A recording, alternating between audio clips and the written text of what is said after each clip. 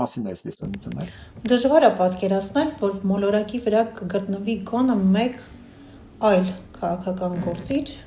ով հպարտ կլինի, որ բերել է պատերազմներ, ով հպարտ կլինի, որ կորցրել է հողեր, ով հպարտ կլինի, որ կործանում է հայրենիքը։ Կարծում եք մոլորակի վրա էլի կա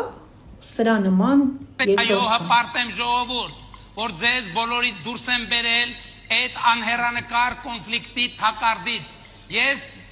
հպարտ եմ դրա համար։ Ես հպարտը ու մարդիկ իրենց քվեով ապացուցեցին, որ իրանք են հպարտ։ Էլի ասում եմ, եթե դուք դրա համար պետքա որոշեք, որ ես պետքա կանգնեմ գնդակահարության պատի տակ, ես հնազանդ ձեր որոշմանը կկանգնեմ գնդակահարության պատի տակ, բայց միջև վերջին վարկյանը իմացեք, ես երջանիկ եմ, որ ձեզ ազատել եմ պատերազմի։ Վերջինքի երջանիկը, որ ձեր երեխեքին տալես սպանել է։ Երջանիկը, ինքը պարզ ասում է, լսեք, ինքը արյունով է ապրում, արյունով է սնվում, մարդկանց դժբախտությունները հաճույք է ստանում։ Ինքը սնվում է դրանով էներգետիկ, լսեք, ինքը երջանիկ է, ինքը հպարտ է դրանով։ Եվ առնվազն 30%, ես չեմ ասում 49%, ես չեմ հավատում այդ թվերին։ Գոնե 30%, ասեք ամեն երրորդը, ասեց իրավունք ունես երջանիկ լինելու զավակիս սպանելու համար կամ հարևանիս զավակին, երկիրս ծախելու համար, ինձ այս վիճակին բերելու համար, ինձ անverջ էշի տեղ դնելու համար, իրավունք ունես երջանիկ ու հպարտ լինելու։ Ես համաձայն եմ քո հետ։ Սա մնա շատը գիտեք ինչից եմ սարսափում, որ երբ որ ես վերադառնամ Հայաստան, ուտե մի օր անպայման կվերադառնամ, ես անկախ կարող եմ ինձանից փողոցում սենց նայեմ մարդկանց դեպքին, տենամ ու մտածեմ, ով է այն ամեն երրորդը, առնվազն ամեն երրորդը ուսանձայն է տվել, որ ինքը հավանձայն էր իր երեխեքին կամ իր հարևան երեխուն տանեին սպանեին ու կոչ անեին, հրա գնացեք մեռեք, որտո ասած ես հպարտ եմ դրա համար, ես ուրախ եմ, երջանիկ եմ դրա համար, ինքն էլ է կոչ անում որ տանես սպանեին, հետո էլ ասած ես երջանիկ եմ դրա համար, վախենում եմ, իրոք, չգիտեմ ես ոնց եմ պահելու ինձ, ես ինչ եմ զգալու, ու երբեք ես այդ մտածմունքը չեմ ունեցել, ես Հայաստան եկել եմ տուն, որտեղ փողոցում ցանկացած մարդ իմ բարեկամն էր, որ պատրաստ էի գրկել ցանկացածին, հիմա ես չգիտեմ, ես ոնց կարամ գրկեմ մեկին, որը երջանիկ է, որ իր հարևան երեխուն տալիս սպանել, ոնց։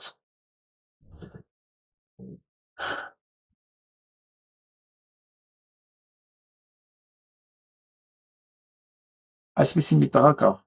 Սարգիսն է, Կոնստանտինը Սարգիսյան, ես իր գիրքը ունեմ, բերել եմ բոլոր 3 հատորները, դա հետաքրքիր գործագրեր է,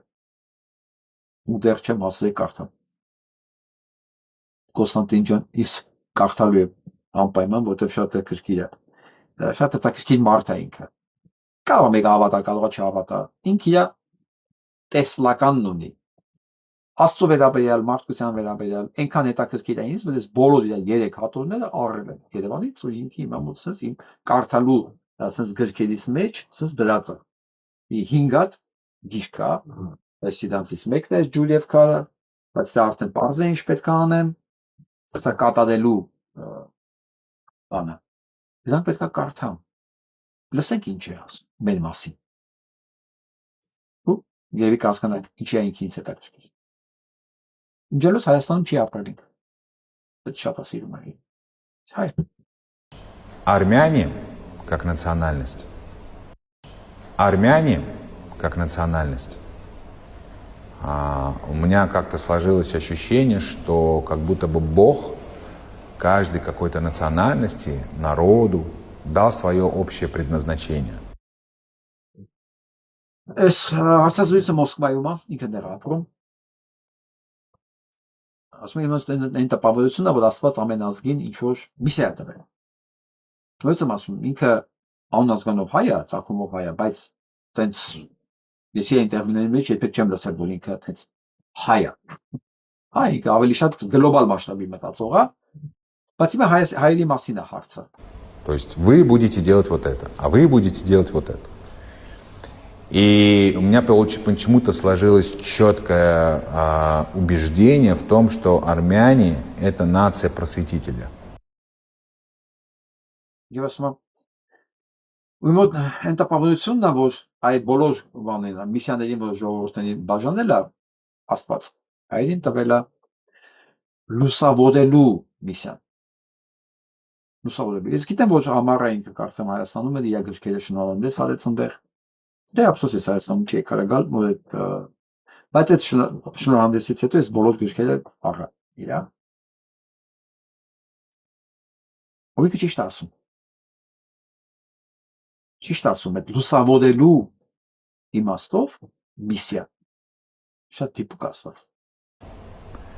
То есть как будто бы, знаешь, армяне должны просвещать этот мир. Հայերը պետք է լուսավորեն այս աշխարհը։ Именно в духовном плане. Հոգևոր մակարդակի վրա։ Եմ որ ասում Հայաստանը կռվախնձոր է, ոչ թե մենակ տարածքի։ Հայաստանը ինքը քաղաքակրթության տիրելու, ով տիրեց Հայաստանը, տիրում է քաղաքակրթությանը։ Ես էլ այդ տպավորությունն ունեմ։ Այս կռիվը տարածքի համար, սա ընդհանրապես ճանապարհի համար չի։ Սա հենց քաղաքակրթությանը տիրելու խնդիրը։ Տիրել կամ վերացնել նաև։ В материальном плане это должны делать американцы. То есть про успех, поэтому коучинг родился в Америке. Դե ասում եմ, նյութական իմաստով դրա բերողը ամերիկանն է։ Они лучше всех знают, как зарабатывать деньги, как добиваться. Որտեւ ասում եմ, դա է ասում եմ, նյութական իմաստով ամենաառաջը դեմը դա է նման ստեղծված Ամերիկա, ասում եմ, դա ամենալավ իրենք գիտեն, ինչպես փող աշխատել։ Добиваться успеха. Если попросили бы вас продолжить фразу «армяне это», как бы вы ее продолжили? Свет. Եթե վերջացնենք նախադասությունը, հայերը դա ասած լույսն է։ Լույսը։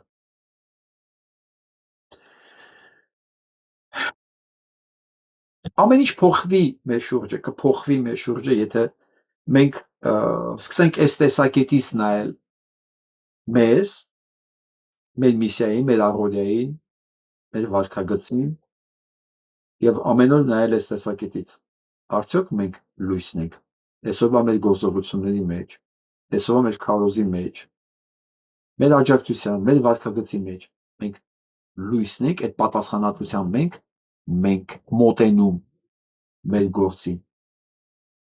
Հա? Թե խավարն ենք, թե ընդհանրապես ոչ իմանալ, թե գուցե ստվերն ենք։ Ստվեր։ Ոչ իմանալ, լույս չկա ստվեր։ Թե մենք լույսն ենք ամեն դեպքում։ Որովհետև եթե մենք դուրս ենք գալի այն տեսակետից, որ մենք լույսն ենք,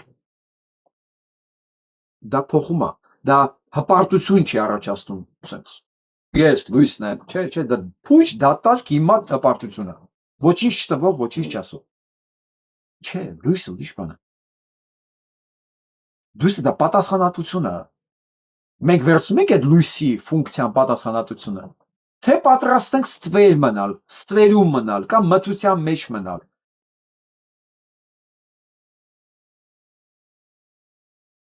Անձնական ընտրության հարց է։ Բայց ես խորհուրդ կտայի սա մասին մտածել ու սկսել հավատալ դրան ու տենց ապրել, որտեղ եթե մենք ուզում ենք մեր միջավայրը փոխվի, մենք մեր գործողությունների մեջ պետք է փոխվենք։ Մենք մեր գործողությունների մեջ չենք կարող փոխվել, եթե մենք մտավոր մակարդակի վրա չենք գիտակցել ով ենք մենք եւ ինչ ենք տալու այս աշխարհին։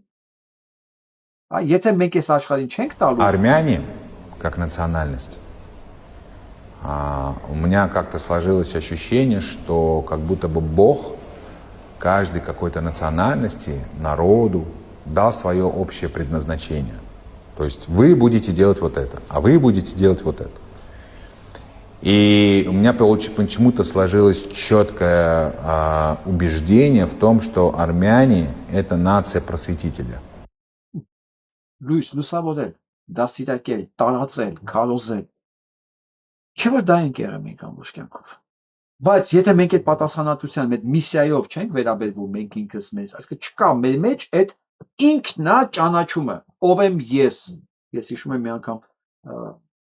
դասի ժամանակ դիրիժորության Արամ Ղալաբեկյանը ասեց տուն գնալուց ամեն մեկ այդ մտածեք, այս հարցին պատասխանեք, ով եմ ես, չվրազեք, հանգիստ, մյուս դասին խոսանք դրա մասին, գիտեք ինչ էր այդ օրը իմ մոտ, այս եսի վերագնահատումը, պատկերացնու ձևակերպումը ահավոր աշխատանք է, բայց այս աշխատանքի միջոցով անցնում քո հաջողությունն է, եթե դու կարողացած ձևակերպես ով ես դու եւ ձևակերպես այս լուսավորչի, որ դու լուսավորողն ես, դու այդ լուսավորող ազգի ներկայացուցիչն ես եւ դու այս կոնտեքստում ձևակերպեցի ով ես դու, բնականաբար դու էլ պիտի լինես այդ լուսավորողը եւ հիմա դու ինչով ես զբաղված, որն է քո այսօրվա հաջողությունները, որն է քո վաղվա գործը, դու հասկանում ես, դու քնելու ժամանակ չունես։ Ու մեկ էլ նայում ես ոչ միայն քնելու ժամանակ չուներ, այդ դեպքում բացտեղ ինչ կապ ունի Նիկոլը։ Բայց միջև այն ոնց կարող է Նիկոլ ծնվել եւ Նիկոլ ընտրեին։ Ու հետո գալիս ես եզրակացության, որ դրա մասին ոչ մեկ չի մտածում ուղղակի։ Ոչ մեկ իրան հարց չի տալի, ով եմ ես, իմ միսիան ով է, որպես մարդ, որպես անհատականություն, որպես ազգ, որպես քաղաքակրթություն, որպես հայքի տարածքում ապրող մարդ, հայ մարդ։